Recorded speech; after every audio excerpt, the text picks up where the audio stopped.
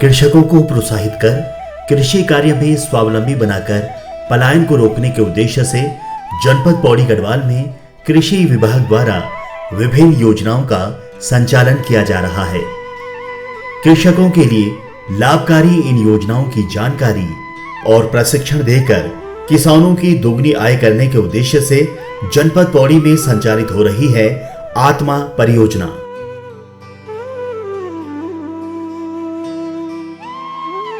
आत्मा योजना के माध्यम से किसानों को प्रशिक्षित कर उनकी आजीविका में वृद्धि करने के उद्देश्य, जिसके तहत अंतर्राज्यीय भ्रमण कार्यक्रम है, राज्य स्तरीय भ्रमण कार्यक्रम, जनपद स्तरीय भ्रमण कार्यक्रम और प्रशिक्षण कार्यक्रमों के माध्यम से किसानों की क्षमता में वृद्धि करके जो हमारे नए नए तकनीकी हैं उनको बढ़ावा दिया जा रहा है और जिससे कि निश्चित रूप से उनकी आमदनी में वृद्धि होगी। आत्मा परियोजना द्वारा समय समय पर आयोजित प्रशिक्षण और भ्रमण कार्यक्रम जनपद के कृषकों के लिए कारगर साबित हो रहे हैं। मैं आत्मा द्वारा कई प्रोग्राम में पंतनगर और भ्रमण गया और राज्य से बाहर भी गया, जिनमें मेरे को कई प्रगतिशील किसानों से भी मुलाकात हुई और साथ में वैज्ञानिक जो शोध कर रहे हैं। पंतनगर विश्वविद्यालय में गया और वहाँ मैंने पशुपालन और साथ में मैंने बागवानी पर जो वहाँ पर कार्यक्रम थे उन्हें आत्मा द्वारा लिया गया, भाग लिया।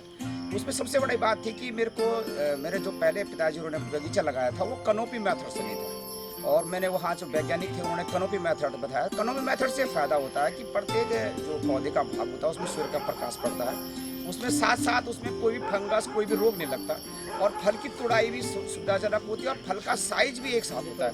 उसका किसान को ग्रेडिंग करने में सुविधा होती है और मार्केट में जो भाव होता है बहुत ही अच्छा होता है। मैंने सबसे ज़्यादा तो पंतनगर में ही मैंने पशुपालन, मौन पालन, मशरूम्स और बागवानी और इन पे कार्यक्रम किए। भी जा चुका हूँ, देहरादून जा चुका हूँ, सैलाकुई में जा चुका हूँ और यहाँ जो हमारे पौड़ी जिले हैं उसमें जो भी जहाँ भी प्रगतिशील किसान है आत्मा द्वारा उनके क्षेत्र में भ्रमण कर चुका हूँ मैं। आत्मा परियोजना के माध्यम से प्रगतिशील कृषकों को प्रोत्साहित करने के उद्देश्य से उत्कृष्ट कृषक पुरस्कार भी प्रदान किए जाते हैं। ऐसे ही कई पुरस्कारों से सम्मानित प्रगतिशील किसान सतेंद्र सिंह नेगी आजीविका संवर्धन के लिए सब्जी उत्पादन को बेहतर मानते हैं। सब्जी की ओर विशेष ध्यान दिया जाए तो किसान इसमें काफ़ी, एक तो नगद फसल भी नकदी फसल है, नंबर 2 बात यहाँ सोयाबीन। पहले लोगों का रुझान यहाँ लाई, तिल, उड़द में होता था, लेकिन अब 90% लोग यहाँ सोयाबीन की खेती करते हैं। अगर हमने एक 8 आदमियों का एक समूह बनाया था जिसमें हमने 2,10,000 रुपये जमा करा था और 80% की सब्सिडीज हमें कृषि यंत्र में मिले हैं। जी, यहाँ पे हम लोग लगभग 15 साल से टमाटर, मेन मुख्य फसल जो है टमाटर का उत्पादन करते हैं और विभाग की हेल्प होती है, उनकी हेल्प लेते हैं और बाकी अपना जो गवर्नमेंट का 1551 सर्विस है किसानों के लिए, वहाँ से वैज्ञानिकों से समय समय पर जानकारी लेते रहते हैं।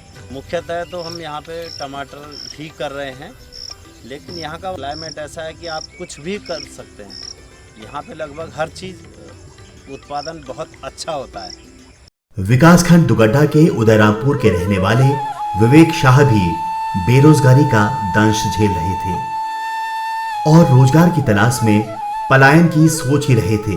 तभी आत्मा परियोजना से संपर्क स्थापित हुआ। परियोजना से आजीविका संवर्धन की जानकारी मिली और सोच में परिवर्तन हुआ और आज विवेक अपने घर पर ही डेयरी को अच्छे व्यवसाय के रूप में चला रहे हैं।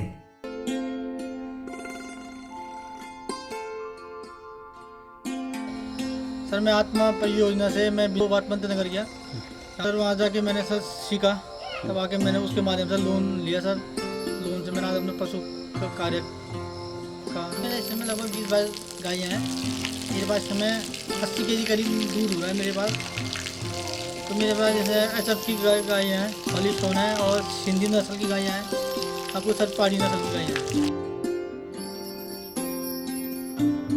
सर मुझे आत्मा परियोजना से बहुत बड़ा सहायता मिली। यहाँ से उन्होंने ज्ञान दिखाया, रास्ता दिखाया किस प्रकार से मतलब मैं बेरोजगार था, तो आज आत्मा परियोजना से ही मैंने अपना रोजगार संभाला। विवेक शाह जैसे बहुत सारे युवा हैं जिनकी सोच में परिवर्तन हुआ और वो अब कृषि को एक अच्छे रोजगार के रूप में देखते हैं। ऐसे ही युवा हैं विकासखंड कोट के पवन पांडे। आत्मा परियोजना के माध्यम से मशरूम उत्पादन का प्रशिक्षण लेकर पंतनगर से लौटे और अब अपने पिता के साथ अपनी खेती को नया रूप देने का इरादा कर चुके हैं। अगर किसी भी इंसान का स्किल डेवलपमेंट होता है या मतलब उसकी मेंटेलिटी सेट हो जाती है कि हाँ यार मैं यहाँ पे फिर जाके काम कर सकता हूँ, तो ज़रूरी पलायन रुकने का ये नहीं बोलूँगा एक साथ रुक जाएगा, लेकिन धीरे धीरे करके ये आगे चल के रुक सकता है। बिल्कुल मैंने इसमें पहले से रुझान बना के रखा था, इसलिए मतलब विभाग से संपर्क में भी रहता था कि जब भी ये ट्रेनिंग हो तो मैं इसमें ज़रूर जाऊँ, और सर से लोगों से बात होती रहती थी, पिताजी भी मतलब बात करते रहते थे कि इस प्रशिक्षण को लिए। और मेरा खुद का इंटरेस्ट है कि मैं अपने पिताजी को देखता हूँ, जैसे उन्होंने पहले से किसानी करी है, अभी भी कर रहे हैं, तो उनके साथ काम करने का एक अलग ही मज़ा आता है, इसलिए मैं भी इसमें इंटरेस्टेड हूँ और ज़रूर इसको करना चाहूँगा। ये नई सोच, नई तकनीक पारंपरिक खेती के साथ जुड़कर हमें बेहतर भविष्य दे सकती है, और यही कार्य कर रही है आत्मा परियोजना। हम चाहे कितना भी शहरों महानगरों की ओर भागते रहें, पर कहीं ना कहीं हमारी आत्मा आज भी इन गांवों, इन खेतों में निवास करती है। तो आइए अपनी आत्मा की आवाज को सुनें और इन खेतों, इन गांवों को बंजर न होने दें।